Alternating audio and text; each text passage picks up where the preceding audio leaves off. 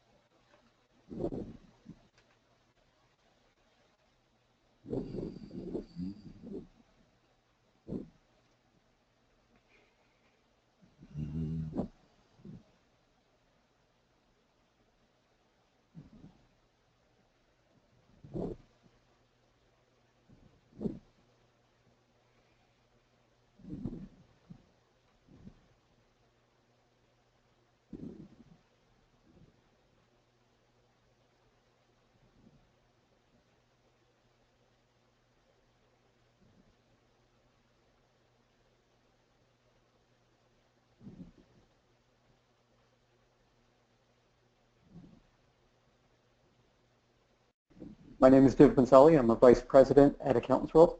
And joining us today is Randy Johnston, Chairman and CEO of K2 Enterprises. He'll be presenting Tech Update 2016, and he'll have a lot of material to cover, so we're going to get into that very quickly here. Again, thank you for joining us today. If you haven't already downloaded the presentation, you can do so directly from the GoToWebinar panel. Simply click on Handouts, and you'll see there are 2 different versions of the handouts. One has 2 slides per page, the other one has 3 slides per page, and because Randy's presentation has a lot of slides, depending on how you want to print it out, you may want to use the 3 per. If you're just viewing it on screen, you can certainly use the 2 per. A reminder that we are offering a free CP credit for active webinar participation in today's webinar. Active participation is defined as responding to all of the poll questions in the webinar, completing the survey at the end of the webinar, and being logged into the event for a minimum of 50 minutes. The survey at the end of the webinar will come up after you close your webinar window, and if you don't see it come up at that point, don't worry about it. We'll send you a link via email afterwards as well. For those of you who haven't used the GoToWebinar tool or haven't used it recently, just a refresher on this. The attendee control panel has everything that you need. You can use the orange arrow to expand or hide the panel. Under the audio sections, you'll see both telephone and computer speaker options. So if you'd like to call in, simply select telephone and you'll see a dial-in number and dial-in code there as well. Or you can use computer speakers and listen through your headphones or computer speakers there. If you have any questions for Randy or myself during the presentation, expand the questions section, type in your question, and click send. We'll be taking some of the questions during the course of the webinar, and we should have a couple of minutes at the end as well for any other questions that come up. And as I mentioned before, if you're looking for the handouts for today's presentation, you can find the slide deck in PDF form under Handouts. Today's webinar is part of the 2016 Expert Webinar Series. AccountantsWorld has been doing the Expert Webinar Series for many years now. I'm not sure exactly how many years, probably 6 or 7 years, maybe even more than that. After today, we have 5 more presentations scheduled for the rest of this year. Yours truly will be hosting the next one on Wednesday, September 21st, so that's coming up in 4 weeks. And then we'll have presentations coming up from Sri Kumar Rao, Brian Tankersley, Joel Sinkin, and Rick Tolberg will be closing out the year on December 8th. My presentation is entitled Why and How to Market to Your Existing Clients. So if you'd like to learn tips about how to market not only to new prospects but also to market more effectively to your existing clients, that's going to be the focus of my talk, and I look forward to you attending that one. If you haven't already signed up for all sessions of the Expert Webinar Series, and I know many of you have, but if you haven't done so, you can go to AccountantsWorld.com, go to our homepage, scroll about halfway down the page, and you'll see a link there to register for the Expert Webinars. A brief word about our sponsor, AccountantsWorld.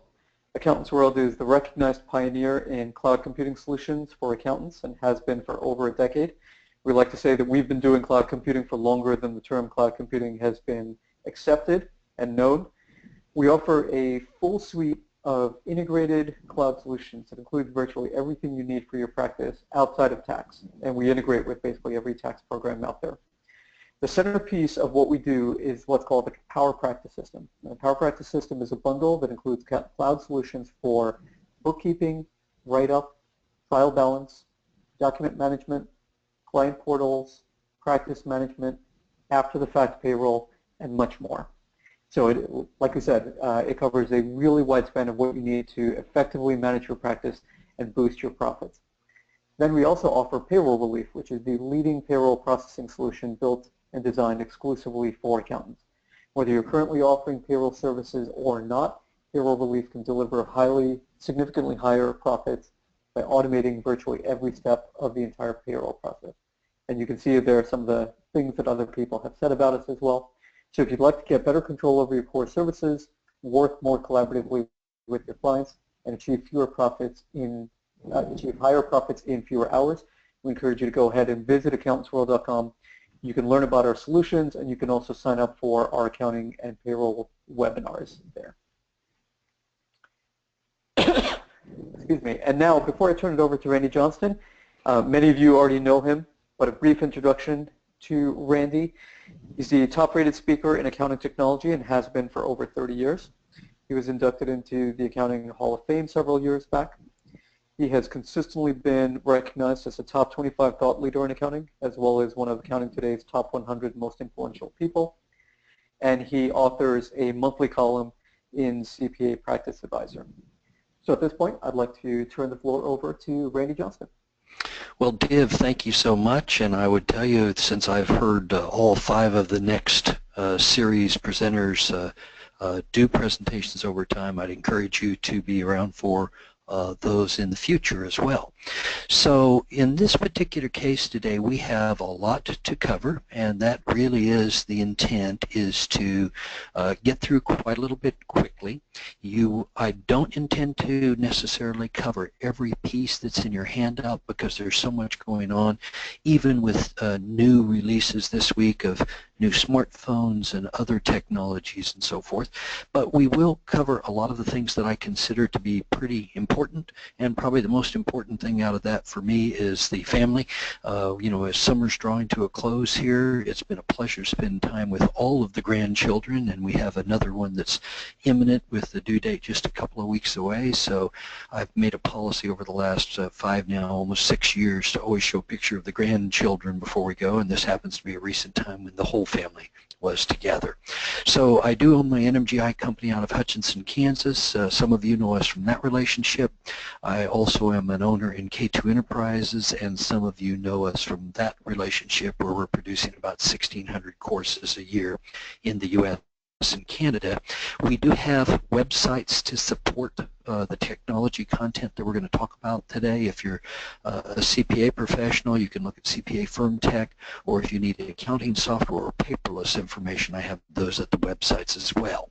So we're going to step through critical technology as I see it. We're going to try to identify some technologies that I think would be useful to you, and some things that are coming down the pike in the very near future that we think are important. We're going to spend some time in hardware and personal technologies as well as software, and hopefully we'll get to some of the future technologies as well as the hard to believe but true section. Now, I read lots of different things on technology and also how technology affects us, and there's a an attribute known as acrasia, which is where we act against one's better judgment. This concept's been around for a couple of thousand years, but what we know is happening with acrasia is it's actually leading to procrastination, and procrastination over the last years of our using technology has gone up notably.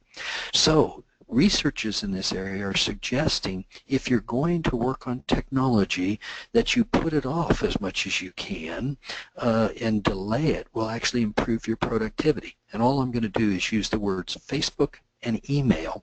And in their research, they concluded that if you delayed looking at email as much as 20 seconds, it kept you more productive and you actually answered the email more quickly. So very fascinating research from Piers Steele out of the University of Calgary. Innovation in general is slowing down, but there's still a lot happening out there. We're going to run some numbers here first in hardware to give you an idea of what's going on. Global PC sales have fallen to an 8-year low. We expect that to continue here for the foreseeable future, but really the issue in my mind is not that there's less innovation or that people aren't spending, it's just that because what they have is working, they're not as motivated to replace it. The same thing's happening in the global tablet market, and in fact all vendors are reporting declines in shipments. The same thing frankly is happening even in smartphones. So where's the money being spent? Because IT spending is increasing, and the answer is a lot of it is being spent in cloud and infrastructure technology, so either public cloud or private cloud. And the industries that are spending are represented here with this graphic. Financial services, retail, wholesale are all spending at about the 5% rate, whereas manufacturing, distribution, and so forth in the 2 to 3% range. If you're in public practice, we still see normally 5 to 7% spend rates there. And the organizations are looking at cloud applications, they're looking at business applications. I've not seen as much accounting software replaced since about 1997, 8, and 9 as the Y2K preparations were occurring. But these trends actually, I think, reflect the spend rate of what's going on out there. Now, hardware has become very inexpensive. Here's an example with a traditional workstation, the super high end of the market. Remember, you can buy workstations, business-grade machines, or personal-grade machines. We recommend workstations for longer lives, but notice by the time you dress this all the way out with solid-state drive and everything, you're looking at less than $2,500 for the highest end workstation available. If you just look at business grade desktops, you'll notice that in the $800 range is appropriate. We're going to see the new generation of Intel chips, the Kaby Lakes, which have 4K video over about the next 3 weeks in new generation machines as well.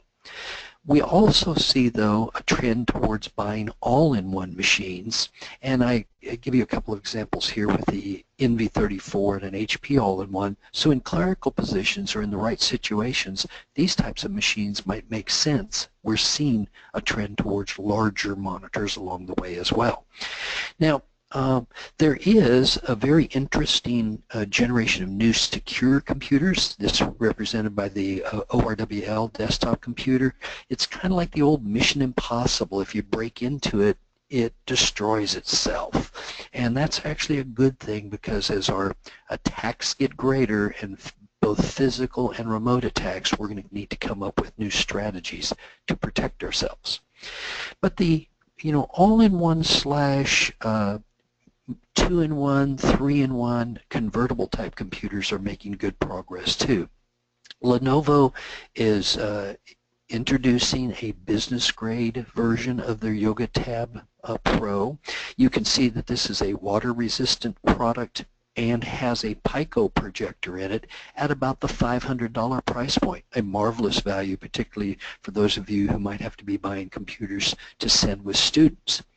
Microsoft's also had good success with their Surface lines. The Surface Book itself is carried by Brian Tankersley from our team, who's going to give a presentation for Accountants World here over the next few sessions. He loves his Surface Book. It's a high-end machine. By the time you dress it out with everything you need, it's probably going to be closer to $3,500. The Surface Pro 4 is sufficient for business purposes, and this has really allowed Microsoft to sell a few million of these units at this point. But whenever you're buying laptops, we recommend that you use docking stations with them, a docking station in the office, one at home, and this unit certainly benefits from that capability. The days of multiple monitors we think might be drawing to a close. We've promoted 2, 3, and 4 monitors since 1998, but larger monitors are now making us rethink that, and particularly with the capabilities that have arrived in Windows 10. However, DisplayLink as a company is driving monitors regardless of operating system, Linux, Mac OS, or Windows, as well as the iOS and the Android operating system. So if you've got something that you're carrying around or that you're working on, you can probably display one or more monitors through DisplayLink technologies. Presentations have also changed a little bit with the Microsoft Surface Hub capabilities. We think this is still too dear for most of you to consider, but something that is a little more affordable in our mind is the smart cap display systems, which could be used in conference rooms and for meetings.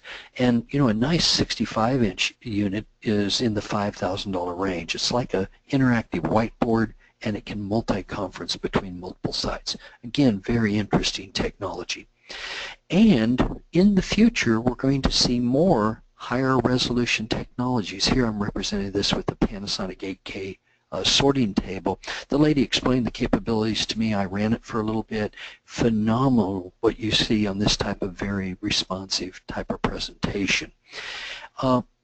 Apple will be making new announcements over the next 30 days. The MacBook Pro is representative of their line, as well as the Mac Mini and others.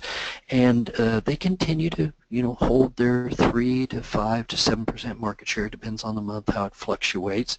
But because of the cloud and because of virtualization, these products have had more acceptance over about the last 2 to 3 years. And we found that for some users, the Mac Mini is enough computer, and you can see that you can buy a very simple product for the $500 to $700 range and use it much like a dumb terminal, particularly if you are working in the cloud. So Apple, at their developer conference, did make the announcement that they'll no longer refer to their operating systems as OS X. It's now the Mac OS, so you've heard me call it out that way. And some of the new applications and capability we'll see over the next few weeks with the new iOS, the new iPhone, and other items. So, Div, I think at this point we're probably ready and should get in our first polling question. Okay, sounds great. So I'm going to go ahead and launch the first poll right now. So quick poll question is up. And the question is, which of the following are increasing in sales? Computers, tablets, smartphones, Microsoft software, none of the above. So please go ahead and submit your response, and don't forget to click the submit button at the bottom. Once again, all of the questions, responses to all the questions are required in order to earn CP today. So please go ahead and take a few seconds right now to go ahead and select your choice. And let's see, we're approaching 90% of people haven't voted, so we'll go ahead and give 10 more seconds here for stragglers to get in the door. All right, going once, going twice. Okay, great. And Randy, would you like me to share the results or just turn it right back to you? Yes, this is actually an important question that I think many of our attendees today did not get correct, because it turns out the hardware markets, computers, tablets, smartphones, those are all decreasing, but there is one that is increasing, and that is Microsoft software. Microsoft is selling more product, in part because of their Office 365, in part because of Windows 10, even though it was a giveaway. So the actual correct answer here is Microsoft software. So it looks like we've got plenty to learn as the day unfolds. So thank you for handling that, Div. Sure. And so, as we think about computers, unfortunately, Intel's processing chip are not getting faster, nor do we see anything that is going to make them faster.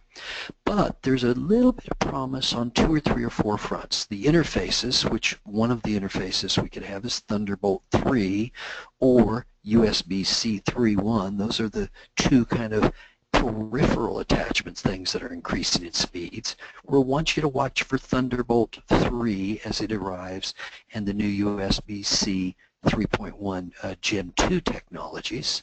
We also think that it's important to watch for other things that are increasing in speed, like solid states and video, as we'll talk more here in a minute.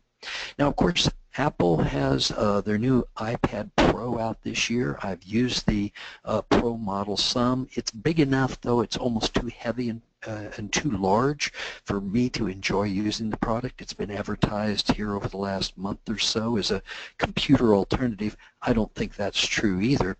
I'm not anti-iPad. It's just that the Pro is not what I'd call a good computer replacement, which is how Apple has been positioning that. But there has been some very interesting developments that almost go the other way. A company that makes Parallels, which is a very commonly used Mac virtualization product, has made their product available for the iPhone and the iPad, along with Apple Pencil support, to run Windows 10 on those tablets. So this is a complete flip over of let's run the Mac OS to launch Windows 10. It's like, wow, who'd have thought that? And it's $20 a year to do that.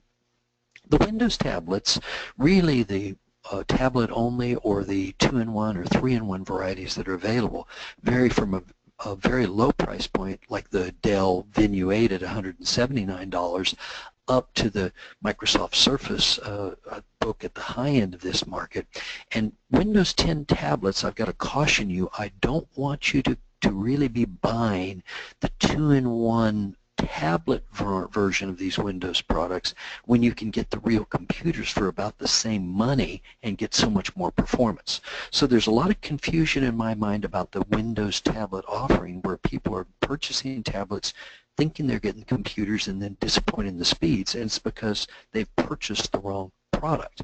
Now, if you're really just looking for an inexpensive tablet, I'd point you to some of the Android models like the Acer Iconia. It's $99 retail. I've seen some of these in the price point of $50 on sale throughout the summer.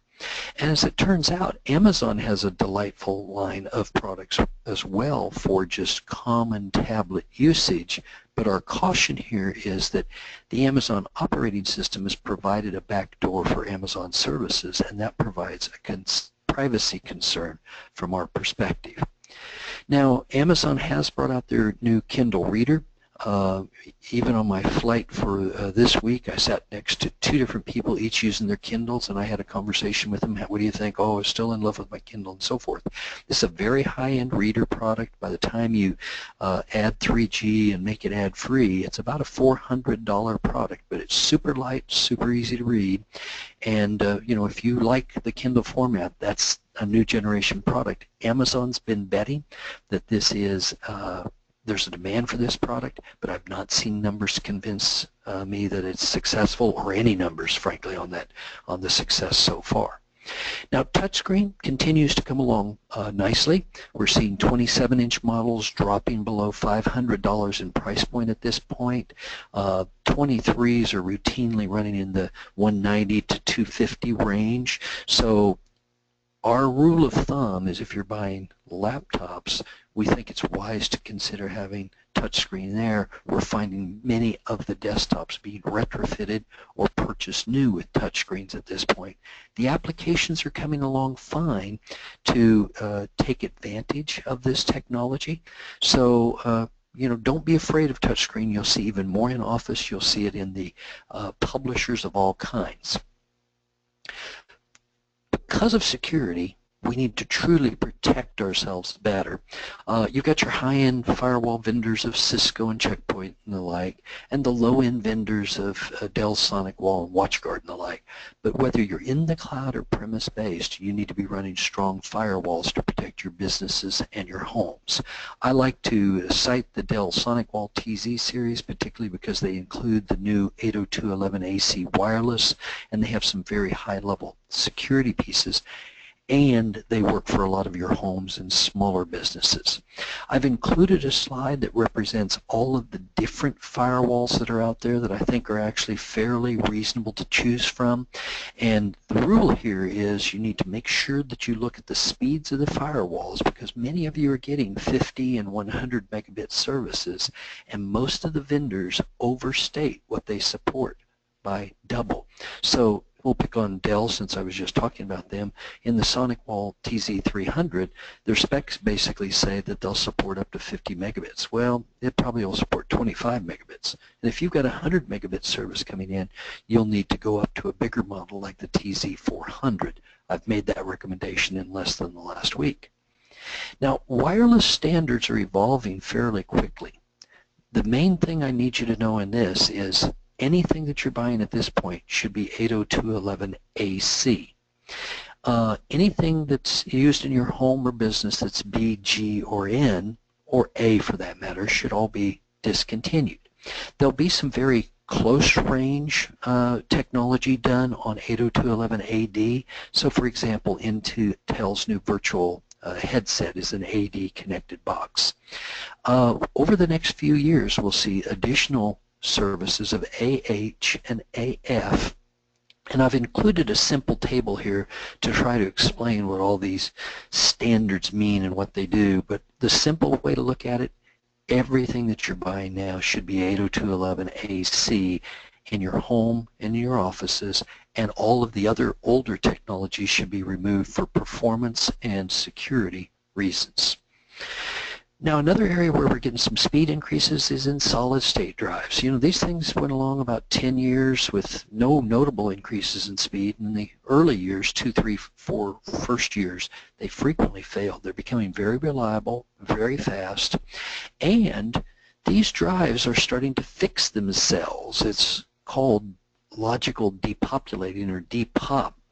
And there's proprietary solutions in this area for Western Digital and Seagate already, but it turns out Microsoft requested a standard to be developed to be used with their Azure computer systems, their hosting systems, but the Linux community has been pushing back in this area. Very unusual, but they were doing some of this maintenance of the drives at a low level in the operating system. So I figure within 2 years we'll have all of our drives self-repairing, which will be an interesting thing. But the more important thing on solid states right now is the radical increase in performance.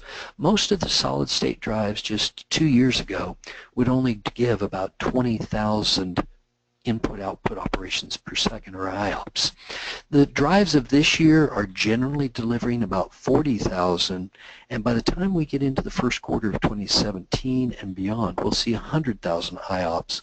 In our servers, 1 million IOPS is likely to be delivered. So when I look at the speeds, here's a second area that we can speed our computers up. The first was Thunderbolt 3 and USB 3.1, the second solid states. Now, solid state drives are coming in lots of format. This happens to be Brian Tankersley's hand in the picture there, holding a Link Facetto. That is a completely portable, encrypted solid state drive with an 802.11ac wireless access point. It's not very much money, $275, but it was designed to allow news teams to stream 4K video for up to 36 news cameras at a site. So I'm thinking, for those of you who are in public practice, think about audit teams who might need to have secure information in the field and need wireless access, or if you just need some portable capability. You know, that little block is about the size and weight of a typical iPhone power cube, and again, I wanted it in Brian's hand so you could see the size and weight. Scanners continue their rollover this year to new models. The ones that you should be purchasing are generally black in color right now. We're seeing speeds in the 60 to 80 page a minute being very common. Canon has introduced a new model this year, slightly slower at 45 page a minute at $7.95 retail. So at the low end of the scanner marketplace right now, we're generally recommending Canon. And when you get to the work group, it's kind of a toss-up between Canon and Fujitsu. We're generally not recommending the ScanSnap product, even with their software innovations over the summer, because of the extra steps of not having a Twain interface. We're concerned about ergonomics. Many people are using multiple monitors, keyboards, and mice in an improper fashion. I'm worried about their long-term health and damage. A company out of Canada called Matthias has produced a portable stand for both phones and computers called the iRiser, and they've also produced ergonomic keyboards and 10 keypads. And some of you who are older may remember the old IBM Selectric typewriters and the early IBM computers with their positive keys, and we even purchased Keytronics keyboards which had these positive action keys.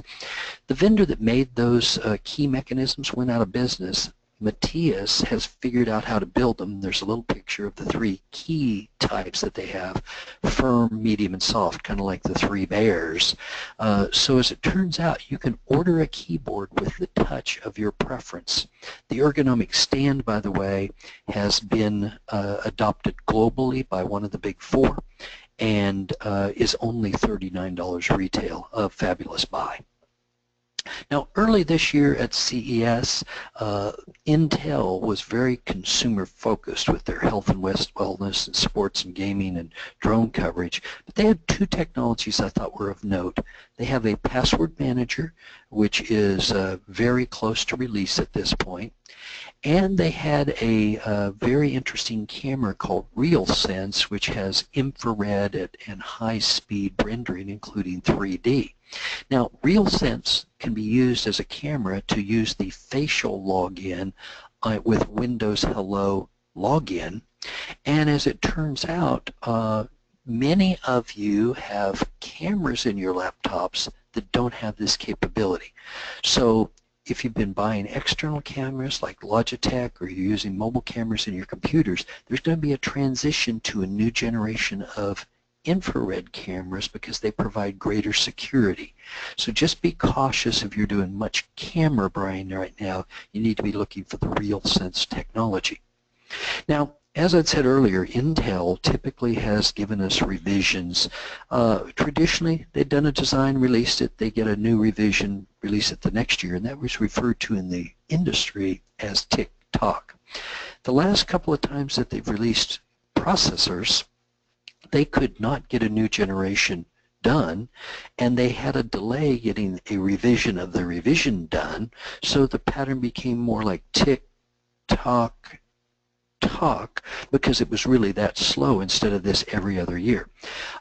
Recently they've announced they cannot make another jump in technology and just released another talk, and at this point, when the Kaby Lake processors arrive over the next 4 weeks, beautiful new processors, nifty that they have the high-resolution video, we do not see nor expect significant increases in speed from Intel. It's part of the reason we think they did the massive layoff about 90 to 120 days ago.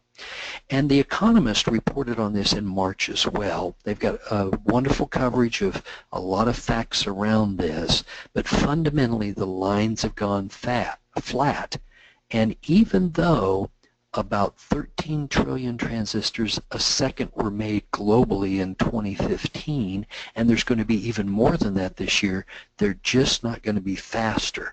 And we've counted on this Moore's law of constant price with double the speed, or a significant speed increase, and it's just not there anymore.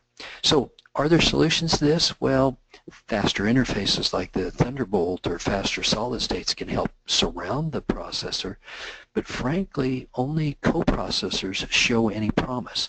We see quantum computing and biocomputing and optical communications and so forth, and you'll see here in just a moment a little bit more about optical that may help, but fundamentally, nothing seems to be prolonging Moore's law at this point.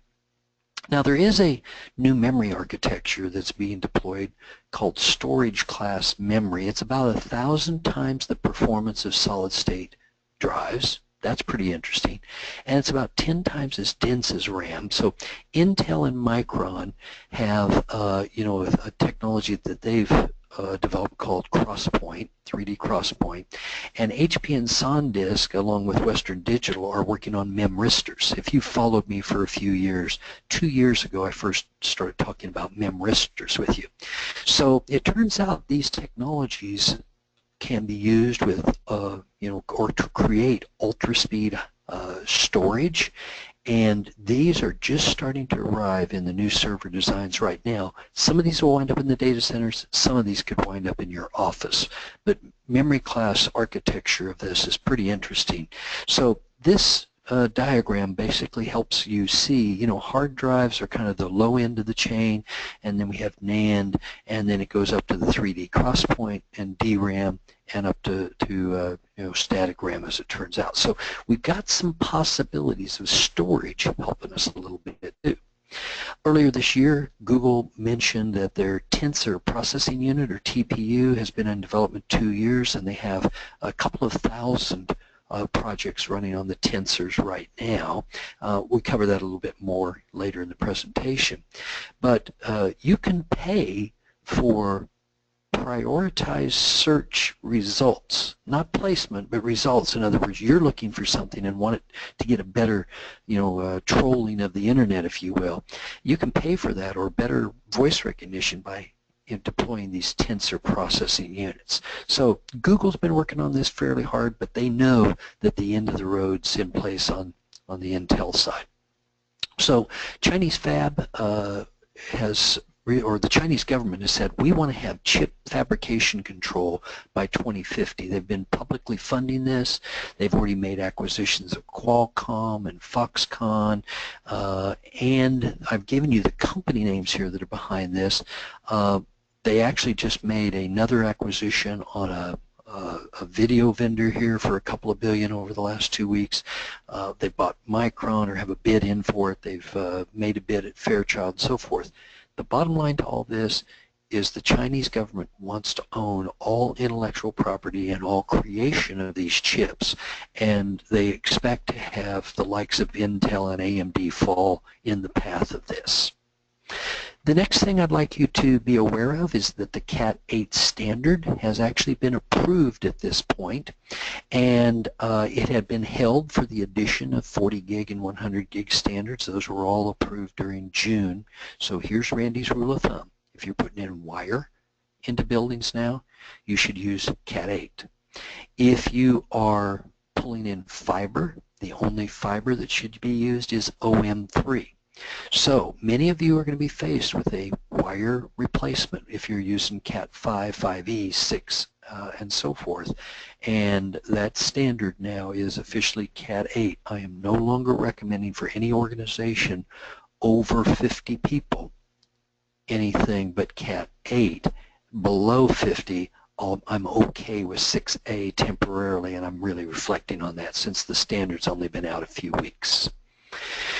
Now, virtual reality continues to progress, but frankly, from a business perspective, there's nothing of note that I see that I'd say, oh man, we've got to jump on the virtual reality bandwagon. Of course, Intel's announcements over the last few days might change that a little bit. Google Glass is being repurposed for business and so forth. And there are situations where virtual reality seems to be used in business and is paying off pretty handsomely. But most of this is still largely experimental and largely non-business. So Div, I think it's probably time for us to get the second polling question in place, since we're about halfway through our time together. Okay, sounds great. So I will go ahead and launch the second poll right now. Attendees should be seeing it up in front of them. And the question here is, which of the following hardware is no longer increasing in speed? Processing chips from Intel, wireless technologies, solid-state drives, USB, or none of the above. And so again, if you can go ahead and select one of the following 5 options, make sure to click the submit button so that your vote is recorded. And again, just a reminder, as I always say, voting in all of the poll questions is required in order to be eligible for CPE. So I see we're approaching 90% of people having voted. That's great. We'll take about 10 more seconds here and allow people to get their votes in.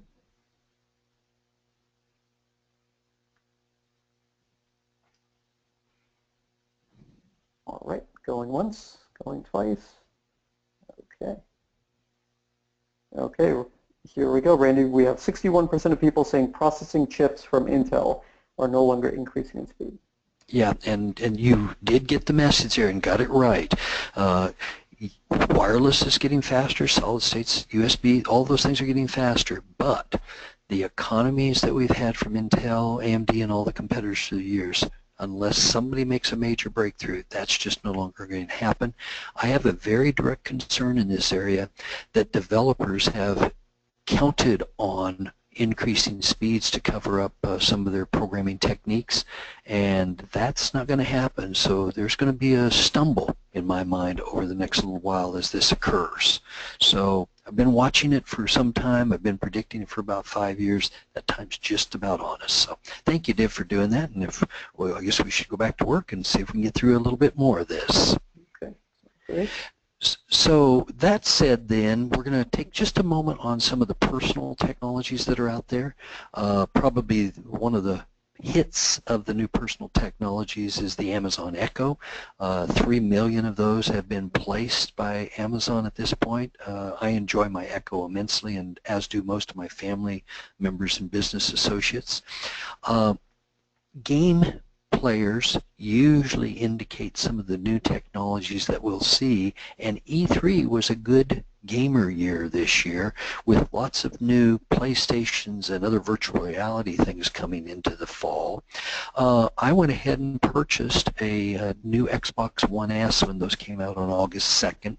I did it partially because of its 4K playback, but also because of its ability to switch between apps and stream and some other features. Well worth the money, I thought. I'm very happy with the Xbox One S at this point. There's some smaller models available later in the year. You may want to improve your digital photography with your phones, and there are a number of vendors that have lenses like Olaclip that you can add to your smartphones, whether there's iPhones or Android phones and so forth. A number of players are going down this path. Remember that the built-in cameras in phones just aren't as good as the digital cameras that are out there. These glass lenses really do help on that.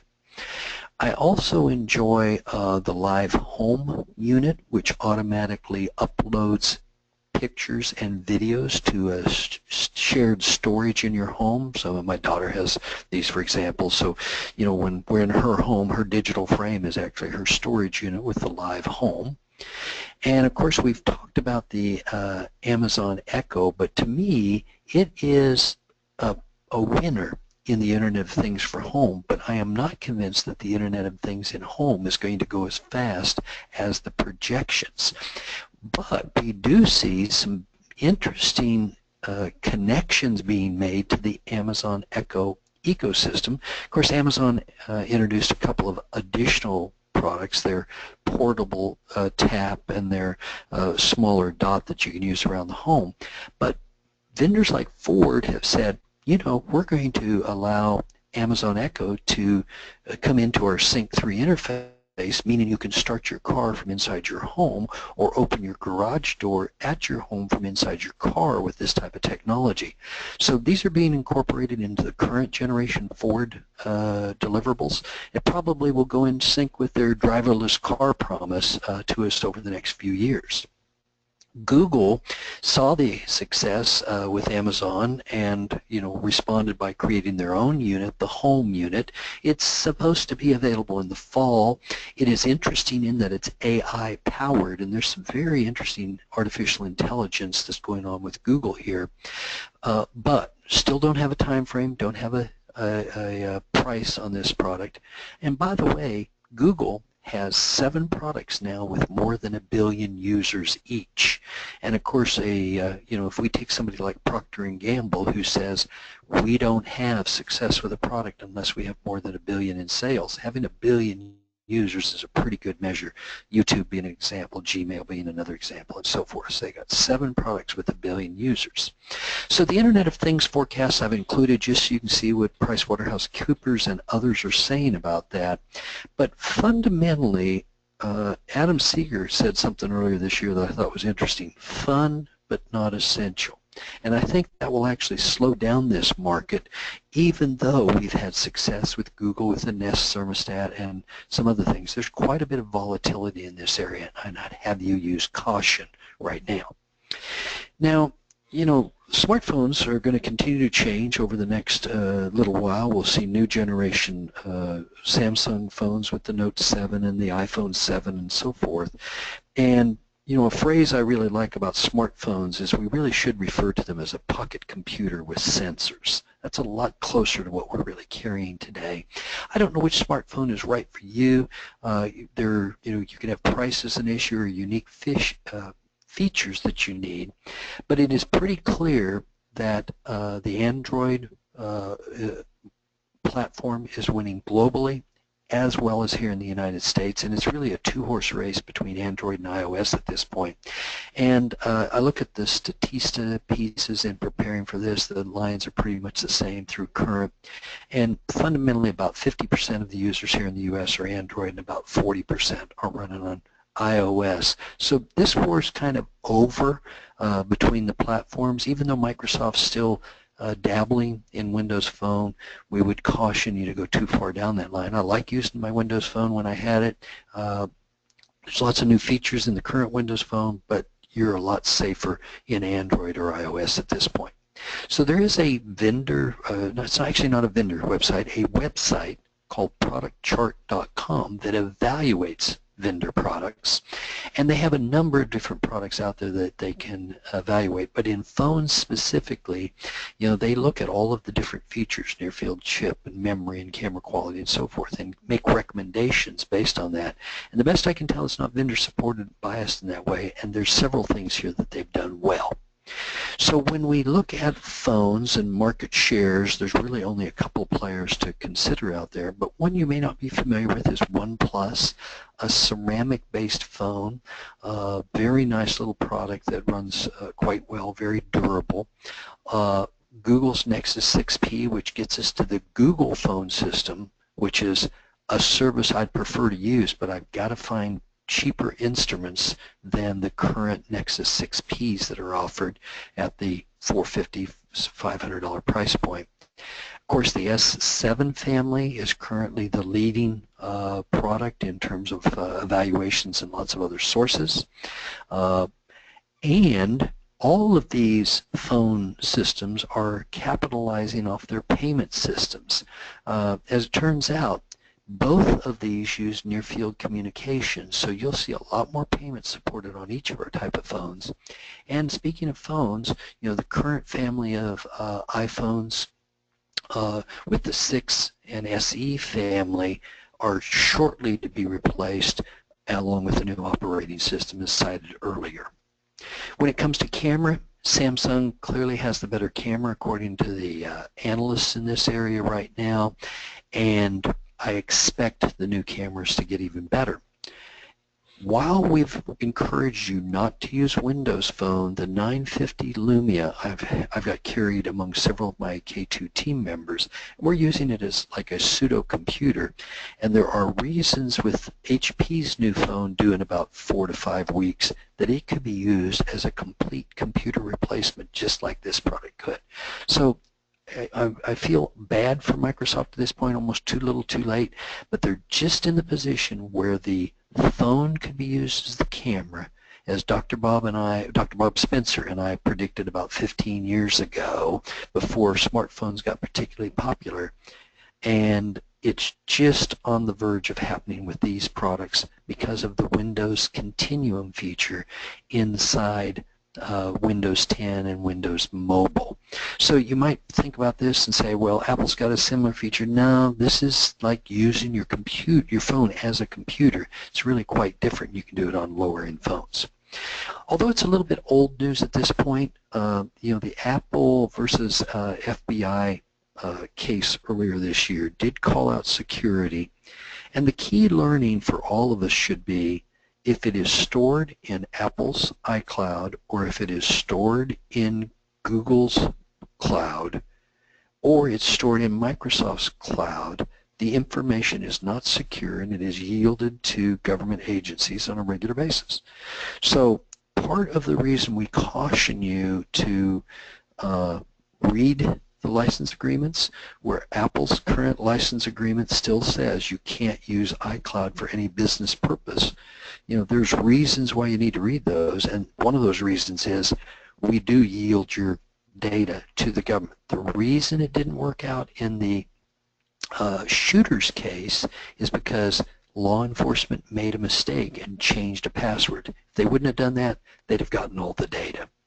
So Tim Cook basically goes on to say, and has been quoted, and I've known Tim a long time, that we're in the age of mass surveillance and we did it to ourselves, and there's more information about you on your smartphone than exists in your home. So understand that our phones are yielding an awful lot of security information. Well, in terms of software, there's a lot going on here too. We'll talk a little bit about apps and some other things over the next few minutes here together. But it's clear in the world of CPA firm tech innovation, AccountantsWorld has improved their payroll and accounting products again this year, a decade plus of innovation by that company. eFile Cabinet has done a marvelous job with their mobile and cloud replication capabilities in their document management. Intuit's QuickBooks Online, is headed into the 1.5 million adoption rate. Docket has added a lot of workflow inside their systems. SurePrep's improved their 1040 work paper support this year. XCM has done more workflow and added capability for industry businesses. Company out of Utah, Canopy, is doing a nifty thing with tax resolution for IRS disputes, and Office Tools, as an example, added e-signature. So all these vendors have made changes to their products, and I watch pretty much every vendor in CPA firm, accounting software, and paperless that I can keep track of, and I've been quite pleased with the changes in these companies this year. The same type of thing continues to happen in accounting software. With the major providers like Epicor, Sage, or Microsoft, or Cyma, or Open Systems, as well as the ancillary or surrounding products like Avalara and Bill.com. Each have made pretty notable changes. They're not letting any grass grow under their feet. They keep moving here. But Microsoft this year has probably made more change than anything. They're experimenting with putting data centers under the ocean with Project Natick, and they're doing this because half of the world's population lives within 124 miles of the ocean, which reduces data center latency. They've been building out their Azure cloud, and a number of vendors are choosing the Azure cloud to run in, and that's where they're moving all of their Office 365. And lots of new management pieces are in there, and there's innovations in Docker over the last week to 2 weeks that have been discussed and so forth. So lots of changes in this area. Microsoft is also releasing a number of new server technologies this year. SQL 2016, Exchange 2016 is stable enough. We're deploying this in production. Windows Server 2016, SharePoint 2016, so forth. Lots of server changes getting ready to come at us. And one of the most interesting observations I heard from Tim Warner at Pluralsight, he said, look, traditionally up through 2012 and before on server, we manage these things like pets, like cats and dogs. Now we're going to manage them like cattle. We're going to treat them as a group. The server console and management techniques are radically different in Server 2016 and the way things will be managed in the cloud. This is a real big tipping point shift in server technology as we see it. Of course, the Windows 10 free upgrade has ended. Windows 10 is a more secure, faster operating system. The anniversary update seems to be problematic. We're not recommending that that's deployed at this point. It looks like Microsoft has throttled it currently as well. And the numbers are pretty impressive. Right now, the best I can discern, there's about 300 million copies in use. And in fact, there are more PCs running on Windows 10 than all Macs that have ever been shipped at this point. That's pretty interesting perspective on the market. We are not finding notable compatibility issues with Windows 10. Any of the early things with processor limitations and internal controls of data, all those things have been addressed by Microsoft, other than possibly these more recent issues that they've had. So when we look at the stats here, Windows 10 is doing well. Likewise, Microsoft's Office 2016 product, which has been out for almost a year, is likewise doing well.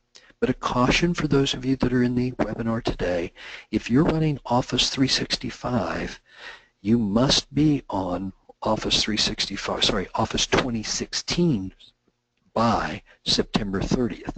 So you've got a forced upgrade in your future, and Microsoft is going to force upgrades upon us under one of two primary approaches with both Windows 10 and Office 365 at this point. Those updates, called Current Branch or Current Branch for Business, talk about how frequently updates will be applied. For all business purposes, we recommend all of you choose Current Branch for Business, which is not the default in Office 365 or Windows 10.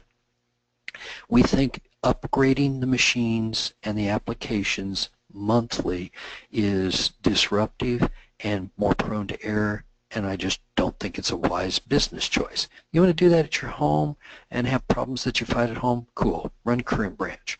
But most of you do not need the small features that are included in the Current Branch technology. So run Current Branch for Business, and I've given you a little guidance as to when it can be run or not run.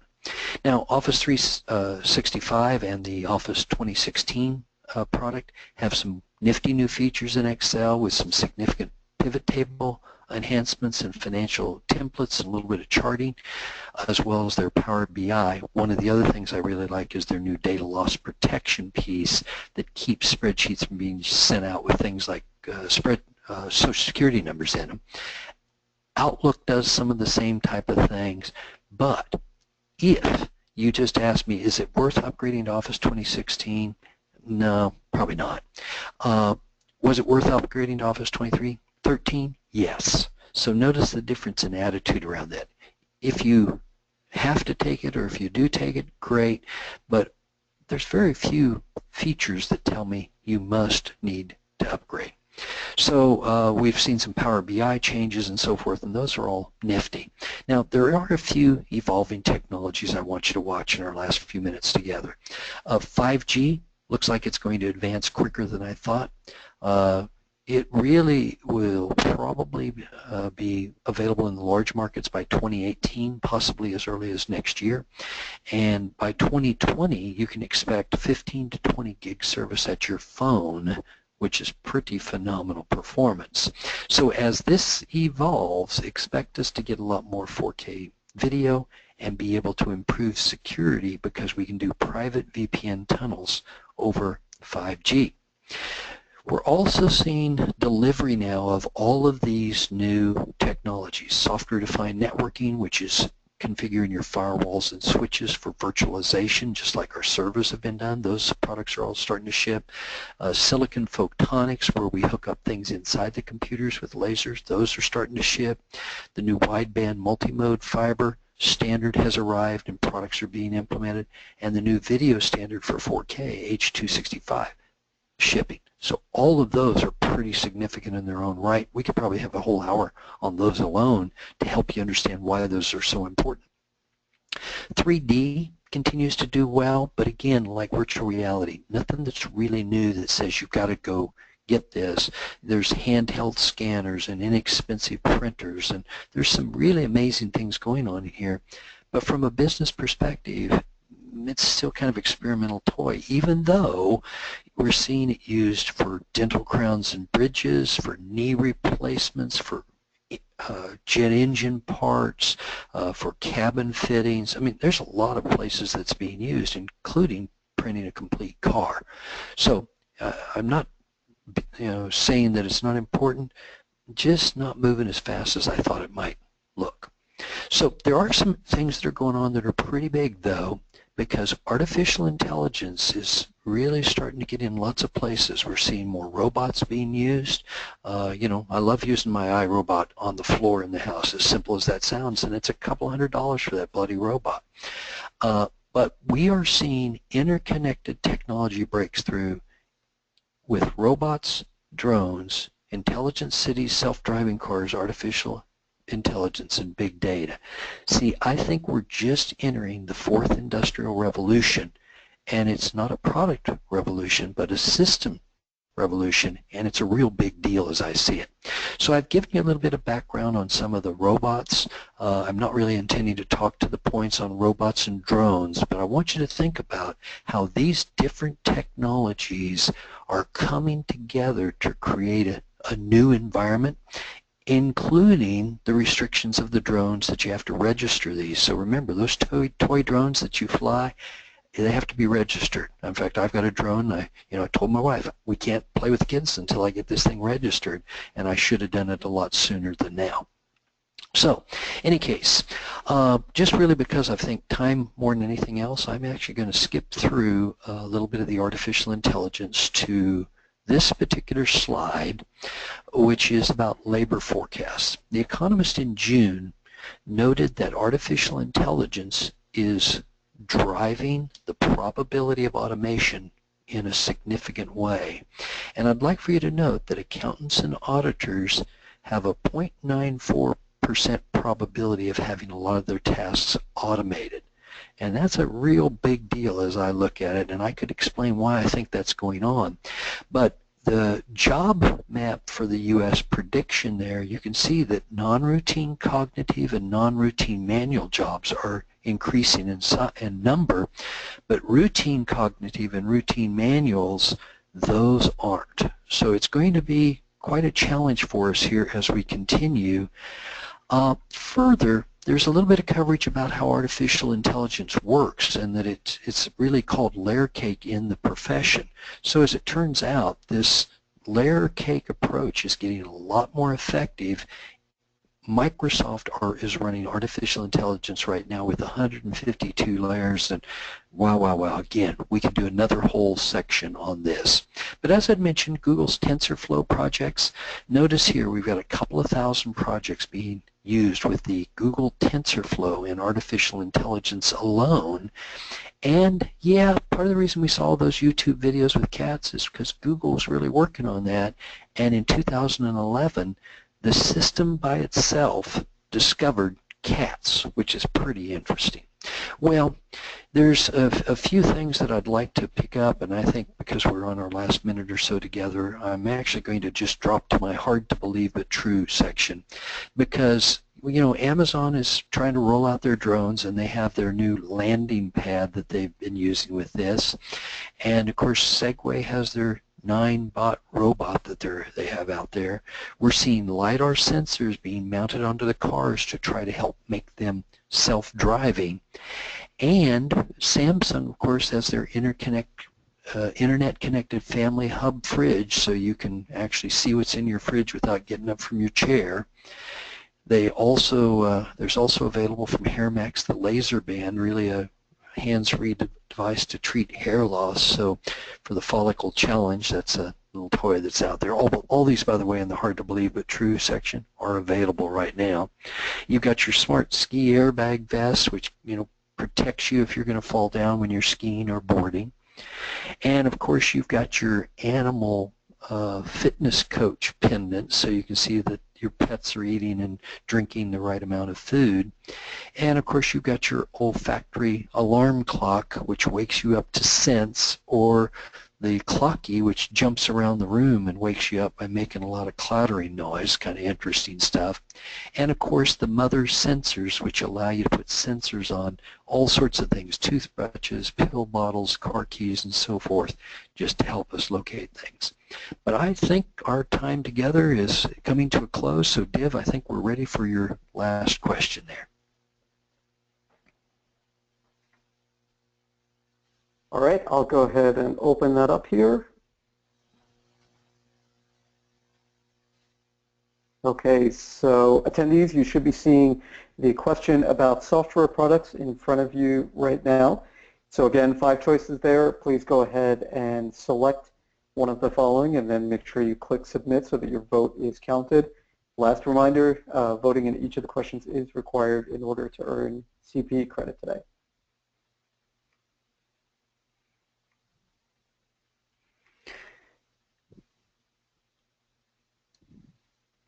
And Div, it looks like you and the team have handled most of the questions as they've come in, so I don't see any for me to respond to. If you do have some questions, though, do remember that you can submit those. Okay, and we'll take just 5 more seconds here. If you have not voted yet, please go ahead and select and click submit.